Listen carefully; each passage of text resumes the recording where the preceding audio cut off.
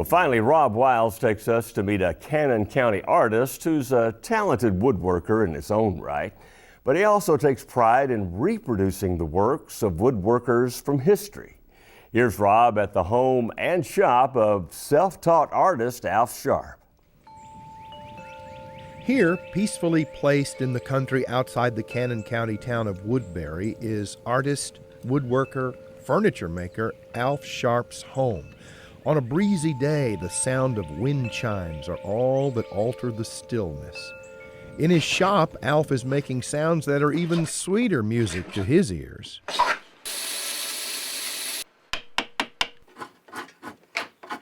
It is almost sensual at times to get a really sharp edge on a tool and then to push that tool or pull that tool through the wood with that velvety feel that a sharp edge cutting the wood, and there's also a kind of a crisp little crackling sound as the tool comes off the wood. I mean, that's at the basic level. But more than that, fashioning tight joints and putting the wood together in such a way that it lasts a long time and yet looks elegant is not easy. And so there's a lot of pride comes from each step, even before you've got the whole piece finished. Alf has been taking pride in the steps along the way to a finished piece for about 30 years now, when he made a discovery about himself that altered his life. I had been enrolled in law school at Vanderbilt. Just was starting orientation and woke up in a cold sweat one morning and realized that was the last thing in the world I wanted to do. So I stumbled around for a couple of years trying to find what I did want to do, and realized that I didn't want to have any kind of white collar job. I wanted to do something with my hands.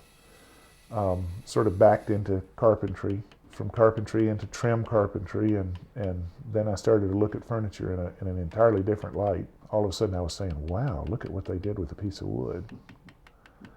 And so I just started to try to teach myself those skills. The skills he taught himself and learned from a few old-time craftsmen along the way have certainly sharpened over the years to allow for the creation of many beautiful pieces, including this.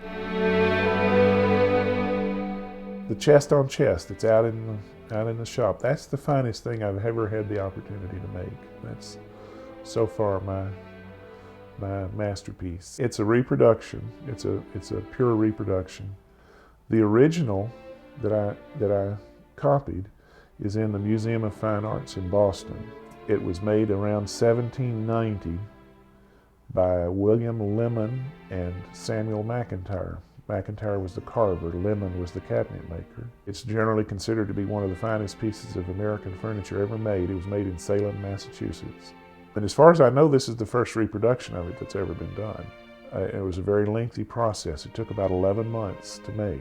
A good customer of mine had seen it in the museum and then just had dwelled on it for a while and finally said to me they just had to have one. And I said, "You certainly do." And I would be most happy to oblige. Alf Sharp's work is in private collections all over and in museums and places like the Hermitage here, where Andrew Jackson and his wife Rachel would have walked right through these doors. Well, not these doors, these are Alf Sharp's work. Wonder if Andy could tell. It's wonderful. We're so pleased. And it really adds to the Hermitage to have those pieces there.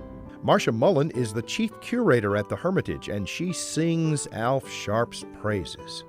Well, most of the Hermitage furniture is original to the home.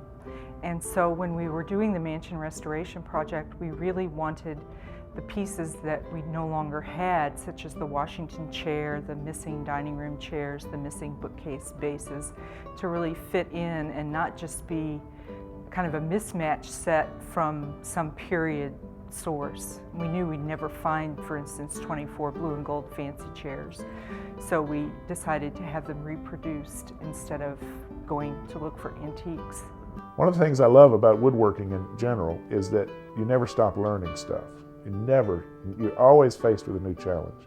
Alf loves challenges, learning, researching, even venturing into new territory for the Hermitage Commission. For example, discovering the whole realm of painted furniture and the pigments and the binders and the varnishes and so forth that were used in that period, how to make them, how to manipulate them, how it would have been done back then, what tools they did have and didn't have, learning all about the realm of historic paint analysis. All the research and preparation are part of Alf's character. He's done it for years, teaching himself how to create his works, whether creating his own designs or reproducing the works of past craftspeople. Start to look at an individual's work and all of his techniques and where he cut corners that nobody but another cabinet maker would see, you know, and where he put his real pride in it. You really start to get to know the guy very well. Well, in a couple hundred years, if woodworker were carving your work, what would you want them to know about you when they started dissecting your work? That's a little bit intimidating to even think about. First, I would hope that they had complimentary things to say about what I did. Oh, good things about the skill, the pride, the beauty of the work of Alf Sharp of Woodbury.